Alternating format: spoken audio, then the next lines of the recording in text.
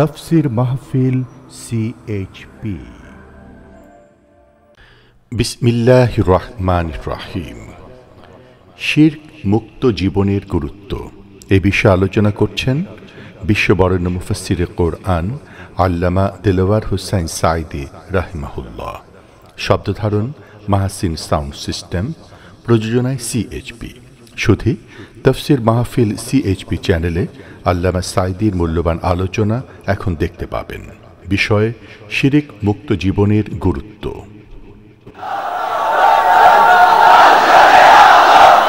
প্রিয় ভাই সব, ওয়াজ তো আমরা বহুত করেছি, আপনারাও বহুত শুনেছেন, কিন্তু কিসমত ভালো হবে না যতক্ষণ পর্যন্ত এই শিরক থেকে আমরা বাঁচতে না পারবো। নবী, আল্লাহর নবীরা, পেগম্বরেরা, আম্বিয়া আলাইহিমুস সালামের সর্বপ্রথম দাওয়াত এটাই ছিল, আল্লাহর সাথে কাউকে শরীক স্থাপন করা যাবে না। সাফ, সমস্ত ক্ষমতার মালিক আল্লাহ সুবহানাহু ওয়া তাআলা, যা প্রয়োজন আল্লাহকে বলেন। আল্লাহর কাছে যেতে চান? আমি জবাব চাচ্ছি, আল্লাহর কাছে যেতে চান? সবাই চান? আল্লাহ পাক বলছেন, আমার কাছে যদি আসতে চাও ওয়াসজুদ ওয়াক্তারি। সুবহানাল্লাহ। ওয়াসজুদ ওয়াক্তারি, সিজদা দাও আর আমার কাছে এসে যাও। সুবহানাল্লাহ। সিজদা দিলেই কাছে আসবা, সিজদা ছাড়া কাছে আসা যাবে না। যত সিজদা দিবে ততই কাছে চলে আসবে। এই জন্য নবীজির কাছে প্রশ্ন করা হয়েছে, বান্দা আল্লাহর নিকটবর্তী হয় কখন? নবীজি বলেছেন, বান্দা যখন সিজদা দেয়, বান্দা একদম আল্লাহ রাব্বুল আলামিনের কাছে চলে যায়। সিজদা যখন দিবে, চিন্তা করবেন আল্লাহ পাকের কদম মোবারকের উপরে আমার মাথা রেখে দিলাম। কলিজা ঠান্ডা হয়ে যাবে এরকম একটা সিজদায়, কলিজা ঠান্ডা হয়ে যাবে একটা সিজদায়, মাথা উঠাইতে ইচ্ছা করবে না। যদি এই খেয়াল করতে পারেন যে আমার মাথা, আমি আমার আল্লাহ, আমার রব, আকাশ এবং জমিনের মালিক আল্লাহ পাকের পায়ের উপরে আমার মাথাকে ছেড়ে দিলাম। এটি হচ্ছে সিজদার ধরন। শিরক থেকে বাঁচতে হবে, এটাই নবীদের দাওয়াত ছিল। আল্লাহ পাক বলছেন, সোজা রাস্তা বলে দেওয়ার, ও আলাল্লাহি কাসদুস সাবিল, সোজা রাস্তা বলে দেওয়ার দায়িত্ব আমার। এ হলো সেই সোজা রাস্তা, যেই রাস্তায় আল্লাহরে পাওয়া যাবে। নবীজি মক্কা নগরীতে 13টি বছর নবুয়ত পাওয়ার পর 13টি বছর ধরে এই দাওয়াতগুলি দিয়েছিলেন।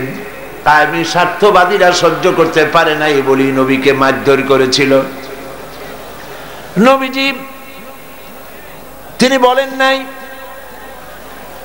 এই মক্কার আমি ক্ষমতাধর হব, আমি মক্কার মালিক হব, সোনা চাই, দানা চাই, টাকা চাই, পয়সা চাই, বলেন নাই। তিনি শুধু এই কথাগুলি বলেছেন, এক আল্লাহর গোলামি করো। এই কথাই তারা বরদাস্ত করতে পারে নাই বলে আবু জাহাল, আবু লাহাব, কাফের বেঈমানগুলি আবু তালিবের কাছে গিয়ে যখন প্রস্তাব করেছিল, মুহাম্মদ সাল্লাল্লাহু আলাইহি সাল্লামকে বলেন লা ইলাহা ইল্লাল্লাহ দাওয়াত যেন না দেন, এর বিনিময়ে টাকা পয়সা সোনা দানা যা চাই সব দেব। হুজুরের কাছে প্রস্তাব এলো, নবী করিম সাল্লাল্লাহু আলাইহি সাল্লাম বলেন, চাচাজি ওরা যেটা দিতে পারি সেটা তো স্বাভাবিক, যেটা দিতে পারবে না তাও যদি দিতে পারে, যেমন আকাশের সূর্যটা ধরে এনে ওরা যদি আমার ডান হাতে তুলে দেয়, আকাশের পূর্ণিমার চাঁদ ধরে এনে যদি আমার বাম হাতে তুলে দেয়, এর বিনিময়ে এক মুহূর্তের জন্য তাওহীদের দাওয়াত বন্ধ করে দেব না। আমি আসছি তো এই কাজ করার জন্য, তাওহীদ, তাওহীদ প্রতিষ্ঠার জন্য। মানুষের চিন্তা চেতনা সব ঘুরাইয়া আল্লাহর দিকে। কার দিকে? আগুনের দিকে নয়, মূর্তির দিকে নয়, কোন মানুষ, কোন ব্যক্তির দিকে নয়, চেহারা ঘুরাইয়া ডাইরেক্ট আল্লাহর দিকে করার জন্যই আল্লাহ পাক নবীদেরকে প্রেরণ করেছিলেন। এগুলি ছিল নবীদের দাওয়াত। 13 বছর এই কাজ তিনি করলেন। এখন এসেছে আল্লাহ পাকের। গতকাল আমি প্রশ্ন করেছিলাম, জমিন কার, মানুষ কার, বাতাস কার, আকাশ কার? কি বলছিলেন? সেই আল্লাহর আইনকে ইমপ্লিমেন্ট করার জন্য একটা রাষ্ট্রশক্তি দরকার। সেই রাষ্ট্রশক্তি, রাষ্ট্রীয় পাওয়ার আনার মতো যোগ্যতা সম্পন্ন, চালাবার মতো যোগ্যতা সম্পন্ন লোক দরকার। আল্লাহ পাক 13 বছর বসে সেই লোক নবী করিম সাল্লাল্লাহু আলাইহি ওয়াসাল্লামকে দিয়ে তৈরি করালেন। আল্লাহর সিস্টেম ভিন্ন, যে যা পারে না আল্লাহ তারে তা দিয়ে তা করানো না। ইউসুফ আলাইহিস সালামকে ফট করে যদি আল্লাহ মিশরের প্রেসিডেন্ট বানাই দিতেন, তাহলে রাষ্ট্র তিনি চালাইতে পারা তার পক্ষে কষ্টকর হয়ে যেত। এই জন্য দেখেন, আল্লাহর টার্গেট হলো ইউসুফ আলাইহিস সালামকে কি বানাবেন? বোঝেন না কথা? প্রেসিডেন্ট বানাবেন। কোন জায়গায়? মিশরের প্রেসিডেন্ট বানাবেন। এখন রাষ্ট্র চালাবার জন্য যে জ্ঞান দরকার, রাষ্ট্র পরিচালনার জন্য যে অভিজ্ঞতা দরকার, সেই অভিজ্ঞতা প্রয়োজন ছিল। 11 ভাই এসে ইউসুফ আলাইহিস সালামকে ফালাই দিল ছোট্টবেলায় কুয়ার মধ্যে। ওরা মনে করেছিল যে কুয়ার মধ্যে ফালাই দিলাম, এর মধ্যে মরে যাবে, ভূত মরে শেষ হয়ে যাবে। কিন্তু ওরা ঠিক পায় নাই যে এটা একটি টানেল, এটি একটি সুড়ঙ্গ। সুড়ঙ্গের এক মাথা দিয়ে ইউসুফ আলাইহিস সালামকে ফালাইছে 11 ভাই, আর এক প্রান্ত দিয়ে, আর এক মাথা দিয়ে আল্লাহ তারে উঠাইয়া মিশরের সিংহাসন পর্যন্ত পৌঁছায় দিলেন। এই রাষ্ট্র ক্ষমতায় যাওয়ার আগ পর্যন্ত রাজ পরিবারে তাকে রাখা হয়েছে। রাষ্ট্র পরিচালনা কেমনে করে তা তিনি নিজের চোখে দেখেছেন, আর নিজের চরিত্র বলে সব তিনি দখল করেছেন। সুতরাং রাষ্ট্র পরিচালনার জন্য লোক দরকার। হঠাৎ করে কিছু লোক রাষ্ট্র যদি তাদের হাতে দেওয়া যায়, দেশ চালাইতে জানে না, একটা ইউনিয়ন চালাইতে পারে না, একটা থানা চালাইতে পারে না, অভিজ্ঞতা লাগবে তো। আমারে নিয়ে যদি আপনারা বলেন যে এত লম্বা লম্বা বক্তৃতা করেন, কোর্টে একটা আসামি খালাস করার জন্য উকিলের মতো আর্গুমেন্ট করেন, আমার তো কান্দা ছাড়া পথ থাকবে না, কারণ আমি তো এই বিষয়ে জানি না। ঠিক কিনা বলে? একজন ডাক্তারকে, তাকে যদি বলা হয় যে হাফিজি মাদ্রাসায় গিয়া আপনি একটু হাফিজি পড়ান, কোরআন শরীফ পড়ান, উনি হাফেজ যদি না হন, পারবেন? সেটা পারবেন না। এই জন্য রাষ্ট্র পরিচালনা করার জন্য জমিন আল্লাহর, আইন চলবে আল্লাহর। সেই আইনকে কার্যকরী করার জন্য এক শ্রেণীর লোক প্রয়োজন, আল্লাহর আইন বোঝে এবং জীবনের বিনিময় আল্লাহর আইনকে প্রতিষ্ঠিত করার জন্য বদ্ধপরিকর। এমন একটি বাহিনী তৈরি করতে নবী করিম সাল্লাল্লাহু আলাইহি ওয়াসাল্লামের সময় লাগলো কত বছর? 13 বছর।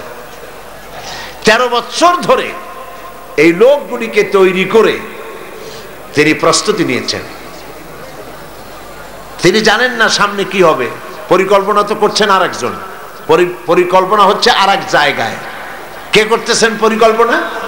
আল্লাহ সুবহানাহু ওয়া তাআলা। নবীজি ঘুমিয়ে আছেন, গভীর রাত্রে হযরত জিবরিল আমিন এসে বলছেন, আল্লাহর নবী, আল্লাহ পাক অর্ডার করেছেন আজকের রাতেই মদিনায় হিজরত করবেন। আপনার ঘরের চতুর্দিকে কাফির বেঈমানেরা দাঁড়ানো, সকাল হওয়ার সঙ্গে সঙ্গে তারা আপনাকে মেরে ফেলবে। নবীজি ঘুমের থেকে জেগে হযরত আলীকে ডেকে বললেন, আলী, আমার বিছানায় ঘুমায় থাকো, আল্লাহর হুকুম হয়েছে আমি মদিনায় চললাম, আমার কম্বলটা মুড়ে দিয়া তুমি ঘুমায় যাও। হযরত আলী বলেন, ইয়া রাসূলুল্লাহ, আপনার বিছানায় আপনার চাদর মুড়ি দিয়া ঘুমিয়ে থাকবো। সকাল বেলায় কাফির বেঈমানেরা এসে আপনার বিছানার উপরে আপনার চাদর গায়ে দেওয়া অবস্থায় আমাকে মুহাম্মদ সাল্লাল্লাহু আলাইহি সাল্লাম মনে করে আমাকে কেটে টুকরা টুকরা করে বিদায় করে দেবে। আমার মনের মধ্যে কোনো দুঃখ হবে না, কষ্ট হবে না, বরং তৃপ্তি এটাই হবে যে আমি আলীর জীবনের বিনিময়ে আল্লাহর নবী বেঁচে আছেন। নবীজি ঘরের থেকে বেরোলেন, চতুর্দিকে কাফের দাঁড়ানো, হাতে এক মুষ্টি বালু নিলেন, বালুগুলি নিক্ষেপ করলেন। কাফের দাঁড়ানো চতুর্দিকে, বালু চলে গেল চতুর্দিকে, এদের চোখের মধ্যে গিয়ে ঢুকলো। কাফেররা চোখ জ্বলতে লাগলো। এই ফাঁকে আল্লাহর নবী বেরিয়ে গেলেন, কাফেররা দেখলোই না কে কখন বেরিয়ে কোথায় গেল। মহান আল্লাহ রাব্বুল আলামিন পরবর্তী সময় নবীজিকে এই কথা স্মরণ করিয়ে দিয়ে বলেছেন, ওয়ামা রামাইতা ইয রামাইতা ওয়ালাকিন্নাল্লাহা রামা। আপনি নিক্ষেপ করেন নাই, যখন আপনি নিক্ষেপ করেছিলেন আপনি শুধু বালুগুলো ছেড়ে দিয়েছিলেন, আর ওই বালুগুলো ঘরের চতুর্দিকে কাফেরদের চোখে পৌঁছাবার দায়িত্ব নিয়েছিল আল্লাহর কুদরত। নবীজি বেরিয়ে আসলেন, কাবা শরীফের দিকে বারবার তাকাচ্ছিলেন, আর চোখ থেকে পানি দর দর করে পড়তেছিল। বুখারী শরীফের হাদিসে এসেছে, নবীজি কাঁদতেছিলেন আর বলতেছিলেন, হে কাবা, বড় আশা ছিল তোমার খেদমত করব, তোমার পাশে থাকব, কিন্তু তোমার নিষ্ঠুর সন্তানেরা তোমার পাশে আমারে থাকতে দিল না। নবীজি হযরতে আবু বকর রাদিয়াল্লাহু তাআলা আনহুর বাড়ি গিয়ে যখন দরজায় নক করেছেন, আবু বকর বলে দরজা খুলে গেল, লাব্বাইক ওয়া সাদাইকা বলে। হুজুর প্রশ্ন করলেন, আবু বকর, এত রাত্রে একটা ডাকেই ঘুম ভেঙে গেল তোমার, তুমি কি ঘুমাও নাই? হযরত আবু বকর বলেন, ইয়া রাসূলুল্লাহ, আপনি আমাকে যখন বলেছিলেন রাতের বেলায় হিজরতের সময় আমাকে সাথে নিয়ে হিজরত করবেন, আমি মনে মনে ভেবেছি কত রাত্রে কখন নবীজি আসবেন, দরজার সামনে দাঁড়াইয়া আমারে যদি ডাকাডাকি করেন আর আমি যদি ঘুমায় থাকি নবীর সঙ্গে বেয়াদবি হয়ে যাবে। আমি এই কথা মনে করে বিছানার উপরে আরাম করে না ঘুমাইয়া আপনার গলার আওয়াজ শোনার জন্য এই দরজার সঙ্গে পিঠ লাগাইয়া দাঁড়াইয়া দাঁড়াইয়া ঘুমাচ্ছিলাম। হযরতে আবু বকর রাদিয়াল্লাহু তাআলা আনহুকে সঙ্গে করে নিয়ে নবীজি মিসফালার ভিতর দিয়া মদিনার রাস্তা ছেড়ে উল্টা দিকে গেলেন। মিসফালার ভিতর দিয়া জাবালে কেদোয়ার উপর দিয়া জাবালে সুর গিয়া পৌঁছলেন। ফজরের রক্ত হয়ে গেল, ভেতরে নিয়ে আশ্রয় নিলেন গুহার মধ্যে। কাফেরেরা সকালবেলা এলো, একজন বলে ভিতরে আছে আর একজন বলে নাই। হযরত আবু বকর বলছেন, ইয়া রাসূলুল্লাহ, ধরা পড়ে গেছে, বাঁচার আর উপায় নাই। আল্লাহর নবী তখন কি বলেছিলেন কোরআন শরীফে আল্লাহ পাক তার শোনায় দিয়েছেন। নবীজি বললেন, ইয ক্বালা লিসাহিবিহি লা তাহজান ইন্নাল্লাহা মা'ানা। আল্লাহ পাক কোরআন শরীফে কথা উঠাই দিলেন। ইয ক্বালা লিসাহিবিহি, তিনি তার বন্ধুকে ডেকে বললেন, হে আমার সাথী, লা তাহজান, ভয় পাইও না, আমরা মাইনরিটি নই, আমরাই মেজরিটি, আল্লাহ আমাদের সাথে আছেন। সুবহানাল্লাহ। কিসের ভয়? সারা দুনিয়া যদি একদিকে চলে যায় আর ইমানদার মুসলমানেরা যদি একদিকে থাকে, কাফেরদের হাজারো চক্রান্ত, লাখো চক্রান্ত কোনো কাজে আসবে না আল্লাহ যদি সাথে থাকেন। নবী করিম সাল্লাল্লাহু আলাইহি সাল্লাম এই ময়দান থেকে মদিনা মুনাওয়ারার দিকে চললেন, আর কাফেরেরা ঘোষণা দিল, মুহাম্মদ সাল্লাল্লাহু আলাইহি সাল্লামকে কেউ যদি জীবিত অথবা মৃত অবস্থায় ধরে দিতে পারে 100 লাল উট তাকে পুরস্কার দেওয়া হবে। সুরাকা 100 লাল উট পাওয়ার লোভে বলল, এই কাম আমিই পারবো। খুঁজতে খুঁজতে মুহাম্মদ সাল্লাল্লাহু আলাইহি সাল্লামকে মরুভূমির মধ্যে সে পেয়ে গেল। যেই না ধরতে যাবে কাছাকাছি গেছে, সুরাকার ঘোড়ার পা মাটির মধ্যে দেবে গিয়েছে। নবী করিম সাল্লাল্লাহু আলাইহি সাল্লাম পিছনের দিকে তাকালেন। সুরাকা বলল, আমি মাপ চাই। হুজুর বললেন, মাপ করলাম, ফিরে যা। ঘোড়ার পা উপরে উঠে আসলো। যখনই উপরে উঠে আসছে, সুরাকা চিন্তা করলো 100 লাল উট। আবার পিছনে ছুটেছে ধরার জন্য, আবার কাছাকাছি যখন গেছে, 4টা ঠ্যাং ঢুকে গেছে মাটির মধ্যে। বলছে, মুহাম্মদ সাল্লাল্লাহু আলাইহি সাল্লাম, মাপ চাই, ভুল করেছি, মাফ করে দাও। হুজুর ফিরে তাকিয়ে বললেন, দিল করে ফিরে যা। আবার ঘোড়া উপরে উঠে আসলো, ফিরবে ফিরবে, আবার চিন্তা করলো 100 লাল উট। কি খারাপ মানুষ, চিন্তা করে আবার পিছনে পেছনে গেছে। এইবার কাছাকাছি গিয়ে ধরবো ধরবো অবস্থা যখন হয়েছে, ঘোড়ার 4টা ঠ্যাং, ওর নিজের পা, ঘোড়ার পেট আস্তে আস্তে মাটির মধ্যে গাড়া শুরু হয়ে গেছে। বলছে মুহাম্মদ সাল্লাল্লাহু আলাইহি ওয়াসাল্লাম, ক্ষমা চাই, আমারে মাফ করে দেন। নবীজি বললেন, মাফ করে দিলাম।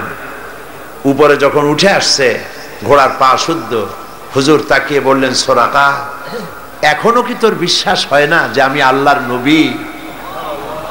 সুবহানাল্লাহ। সুরাকা বলছে, আমি আপনাকে ছেড়ে দিলাম, ধরবো না, তবে এই যে ধরলাম না, সেজন্য কিছু দেবেন না? কি চিন্তা করে। আর নবী কত বড় রহমতের নবী, সুবহানাল্লাহ। নবীজি রাগ করলেন না। এই রকমের ক্ষমতা যদি আমাদের থাকতো হাতে, আমরা কইতাম তোর 14 গোষ্ঠী মাটির নিচে যাক। রহমতের নবী রাগ করলেন না। সে কয় যে কিছু দেবেন না, ধরলাম না যে, সেজন্য কিছু দেবেন না। রাসূল সাল্লাল্লাহু আলাইহি ওয়াসাল্লাম রাগ করলেন না, বললেন, হ্যাঁ দেব। কি দেবেন? তিনি বললেন, পারস্য সম্রাটের মুকুট দেব। সুরাকা মনে মনে খুব অসন্তুষ্ট হলো, মুখ দিয়ে কিছু কইল না, মনে মনে অসন্তুষ্ট হইল। রাতের বেলায় লোক নাই, জন নাই, একজন মানুষ নিয়ে আপনি আত্মগোপন করে মদিনায় যাচ্ছেন, পারস্য সম্রাটের মাথার মুকুট আমারে দেবেন, কিছু দেবেন না তাই কর? এটা কি স্বাভাবিক কথা? তখনকার যুগের সুপার পাওয়ার। এখন যদি এই মঞ্চে দাঁড়ায় কেউ বলে যে আপনি আমার এই কথা যদি শোনেন, তাহলে হোয়াইট হাউসের চাবি আপনারে আমি দিয়ে দেবো, ওইখানে আপনি ঘুমাবেন কি? তাহলে ওই লোকটার মস্তিষ্ক সম্পর্কে আপনারা সকলে চিন্তা করবেন, বেচারাকে তাড়াতাড়ি হেমায়েতপুর, পাবনায় পাঠায় দেওয়া দরকার, ঠিক কিনা? কেউ চিন্তা করেছে যেটা কেমন কথা, পারস্য সম্রাটের মাথার মুকুট আমার দেবে, একটা কথা হইল। তিনি চলে গেলেন, মুখ মলিন করে চলে গেলেন। নবী করিম সাল্লাল্লাহু আলাইহি সাল্লাম মদিনায় এলেন, ইসলামের রাষ্ট্র প্রতিষ্ঠা করলেন, ইন্তেকাল করলেন। আবু বকর রাদিয়াল্লাহু তাআলা ক্ষমতা এলেন, ইন্তেকাল করলেন। সুরাকা বুড়া হয়ে গেছে, চুল দাড়ি পাকিয়া সব সাদা হয়ে গেছে।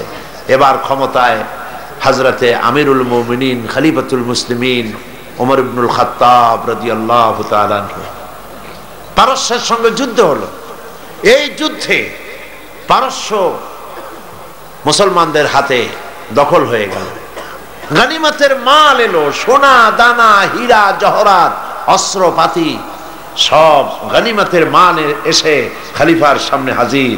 খলিফা বসে তাকিয়ে দেখছেন, সম্পদের ভিতরে যত গনিমতের মাল এসেছে, তার মধ্যে হীরা মণিমুক্তা খচিত পারস্য সম্রাটের মাথার মুকুট ওমরের পায়ের কাছে এসে হাজির। হযরত ওমর রাদিয়াল্লাহু তাআলা আনহু বললেন, কে আছো? চলে যাও, সুরাকাকে ডেকে নিয়ে আসো। সুরাকাকে ডাকা হলো। হযরত আমিরুল মুমিনিন ওমর রাদিয়াল্লাহু তাআলা আনহু সুরাকাকে ডাকতেই বললেন, সুরাকা বুড়া মানুষ, কোমর সোজা করে হাঁটতে পারে না, চুল পেকেছে, দাড়ি পেকেছে।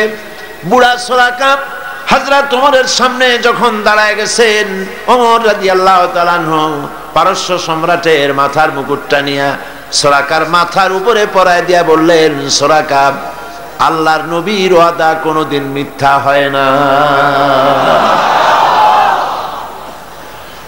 নবী করিম সাল্লাল্লাহু আলাইহি ওয়াসাল্লাম মদিনায় প্রবেশ করছেন।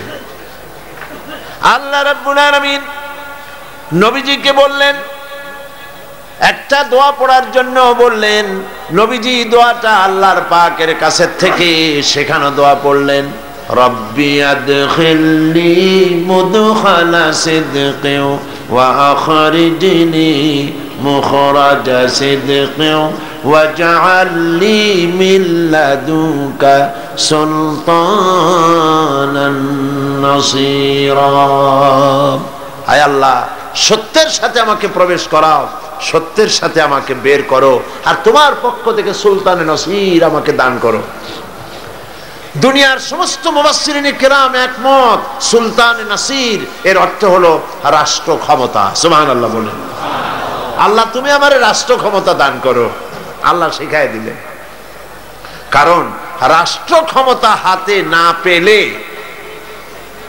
আল্লাহর আইনকে কার্যকরী করা যায় না, ঠিক কিনা? রাজ্য চলে রাজার চালে, রাজা যেমন হয় রাজ্য তেমন চলে। নিচের পানি উপরে যায় না, উপরের পানি নিচে আসে। কাজী রাষ্ট্রে যদি ইসলাম থাকে, রাষ্ট্রীয় ক্ষমতায় যারা থাকেন ওনারা যদি ইসলাম ভালোবাসে, তাহলে এই ইসলাম সর্বত্র ছড়িয়ে পড়ে। আর যদি রাষ্ট্র ক্ষমতায় যারা থাকে তারা যদি ইসলাম বরদাস্ত করতে না পারে, তাহলে ইসলাম সেই দেশে কার্যকরী হয় না। কথা ঠিক কিনা? এমন এক সময় তো ছিল এই বাংলাদেশে, গত 5 বছর মুসলমানেরা কত কষ্ট করছে, ঠিক কিনা? আলেমরা কত কষ্ট করেছে। সব থেকে বেশি নির্যাতিত হয়েছে আলেমরা, সব থেকে বেশি নির্যাতিত হয়েছে মাদ্রাসাগুলি। আমাদের কাছে কেউ শত্রু না, সব আমাদের বন্ধু। এক দেশে আমরা বাস করি, আমরা অ্যানালাইসিস করতে পারি, আমরা পর্যালোচনা করতে পারি, এবং যার যার ভুল তার সংশোধন করা উচিত। ওনারা বলেছেন 1 অক্টোবরে নির্বাচনের পর ওনারা বলেছেন ওনাদেরকে নাকি সেনাবাহিনীর লোকেরা হারাই দিছে, পুলিশে হারাইছে, বিডিআরে হারাইছে, তত্ত্বাবধায়ক সরকারে হারাইছে, নির্বাচন কমিশন হারাইছে, প্রশাসন হারাইছে। তারপরে বললেন শুধু এরা না, স্বয়ং প্রেসিডেন্ট সাহেবও এই ষড়যন্ত্রে বাতাস দিছে। এরকম বলে নাই? বলছে কিনা? আমি বন্ধুদের বলি, আপনারা অবশ্যই আমাদের শত্রু নন। আপনারা আয়নায় চেহারা দেখুন, বিডিআর আর্মিরা আপনাদেরকে হারায় নাই, তত্ত্বাবধায়ক সরকার নির্বাচন কমিশন আপনাদের হারায় নাই, প্রশাসন আপনাদেরকে হারায় নাই। আয়নায় চেহারা দেখুন। আপনারা কেন হারলেন? অ্যানালাইসিস করুন। আপনারা হেরেছেন আল্লাহর গজব, আল্লাহর লানতে হেরে গেছে। কারণ বাংলাদেশের ইতিহাসে এরকম সুষ্ঠু অবাধ নির্বাচন বিগত 30 বছরে হয় নাই। এত মেয়ে লোক, এত পুরুষ লোক নির্বাচনে ভোট দিতে বাংলাদেশের ইতিহাসে কোনোদিন যায় না। আপনাদের চিন্তা করতে হবে, কেন এত মানুষ ভোট কেন্দ্রে উপস্থিত হলো? কেন আপনারা হারলেন? আপনারা হেরেছেন আল্লাহর লানতে। বিশ্বাস করুন, কারণ আপনাদের বন্ধু ছিল নাস্তিক আর মুরতাদেরা, আর আপনাদের দুশমন আপনারা মনে করেছিলেন আলেমদেরকে।